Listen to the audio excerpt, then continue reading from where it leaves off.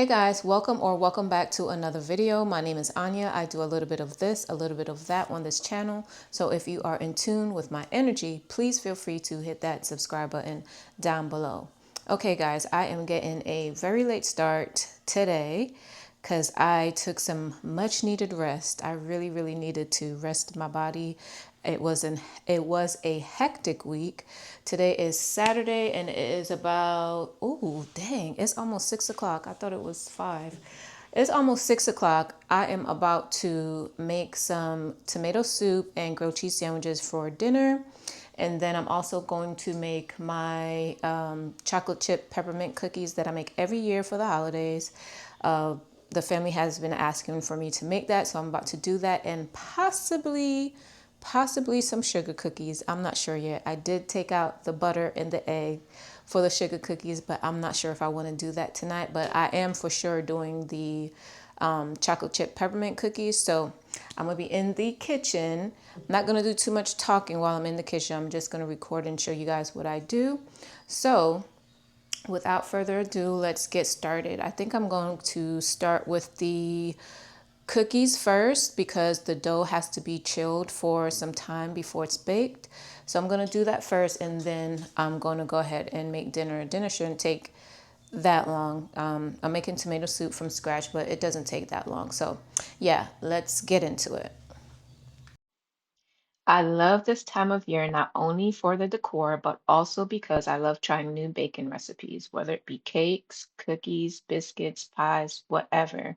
I enjoy putting all the ingredients together and seeing what the outcome is. Sometimes it's a miss, but most times it is a hit. This recipe in particular, I have been making for the past 3 years. It hits every single time. The same way I am about pumpkin flavors in the fall is exactly how obsessed I am about peppermint.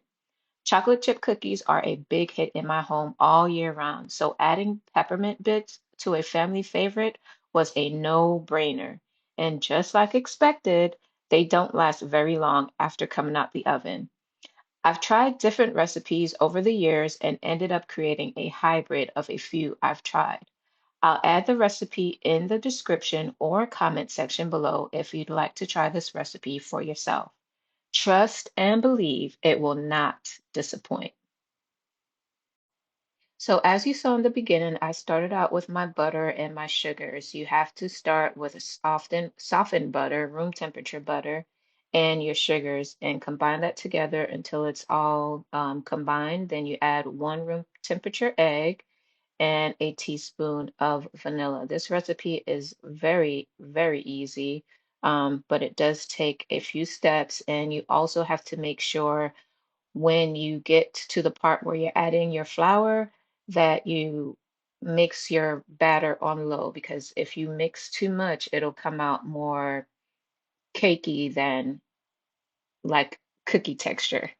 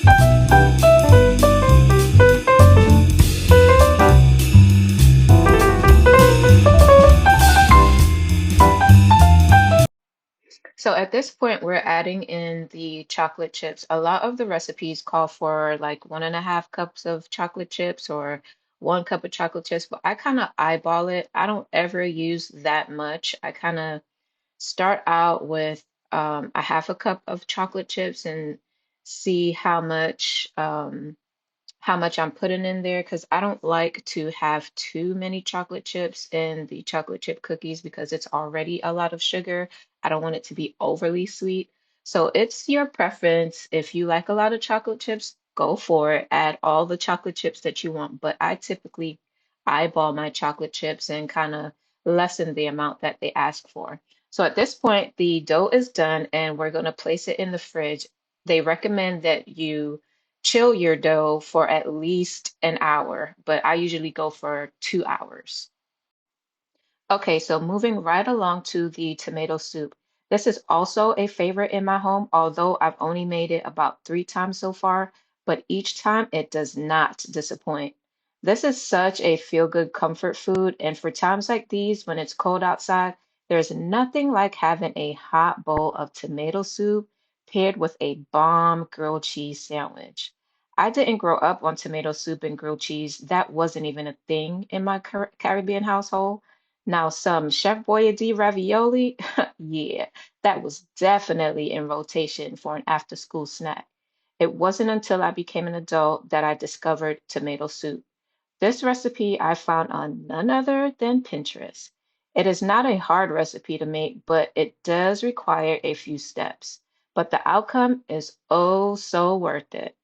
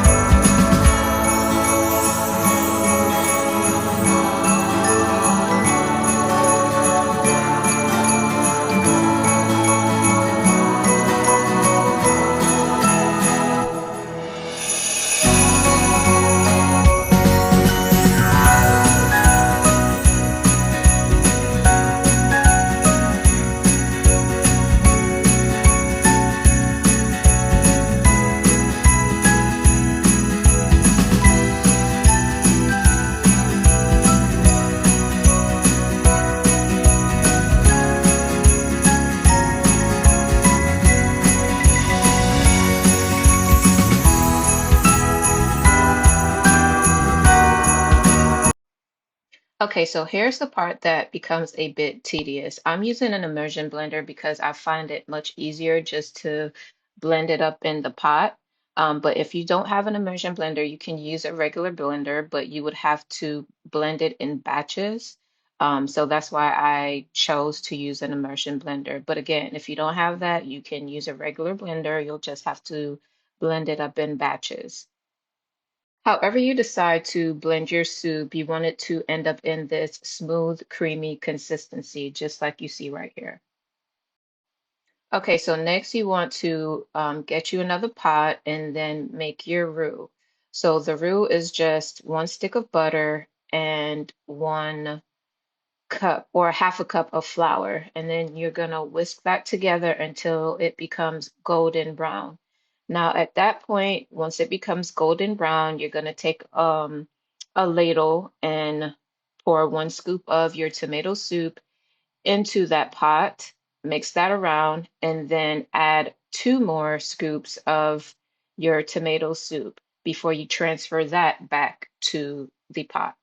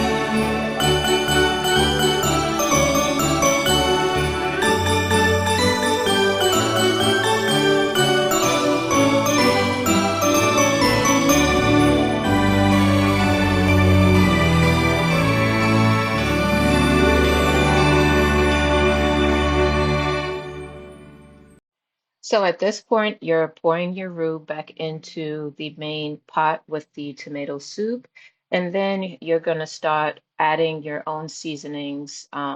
It does just call for salt and pepper, but I wouldn't be me if I didn't spruce it up the way that I want to spruce it up with different seasonings. I used onion powder, garlic powder, a little bit of sea salt, some seasoning salt, some oregano. I think I put parsley in there. And then I also added a little bit of cayenne pepper. And then, of course, you got to add in your half and half so you can smooth that bad boy out.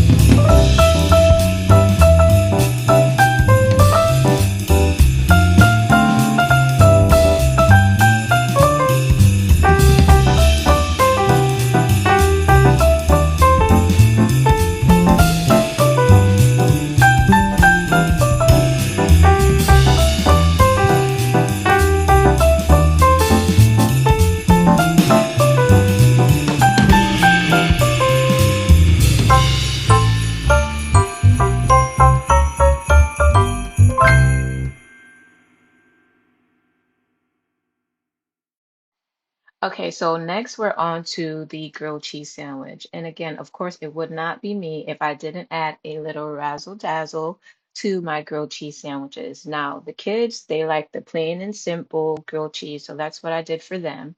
But for the adults, I had to put a little gourmet spin to it. So I chopped up some peppers, some bell peppers, some onions, and some mushrooms. I can't remember the name of these mushrooms, but they're those big cat mushrooms that's in the grocery store. I don't remember what the name of it is, but it's like those steak mushrooms.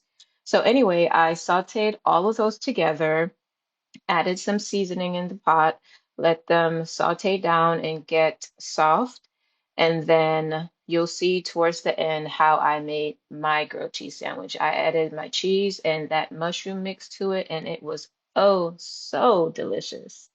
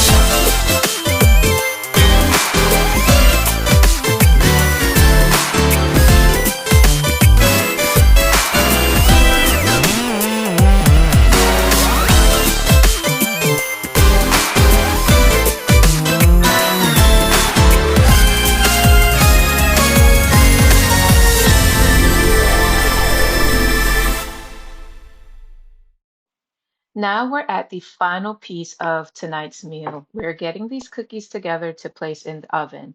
So one thing about these cookies, they do spread a lot. So you want to be mindful of the size of scoop you're placing on the cookie sheet. Also, make sure you're using parchment paper on your cookie sheet so they don't stick to the pan. So I'm using a teaspoon to separate the dough, and then I roll it into a small ball, and then you want to place your cookie about 2 inches apart. You can also sprinkle more chocolate chips or peppermint bits on top of the cookie before baking. I chose to put peppermint bits, of course. I don't know if I mentioned this, but the peppermint bits are just crushed up candy canes. So now you want to bake your cookies for 10 to 12 minutes at 350, depending on your oven. But be careful not to overbake because they will turn out more hard than chewy. This batch came out to perfection, and I was so happy with the outcome. But guys, we're coming to the end of this video. Thank you guys so much for watching until the end. I appreciate you guys so, so much. Please don't forget to hit that subscribe button, hit that like button, leave me a comment, and until next time, peace and love.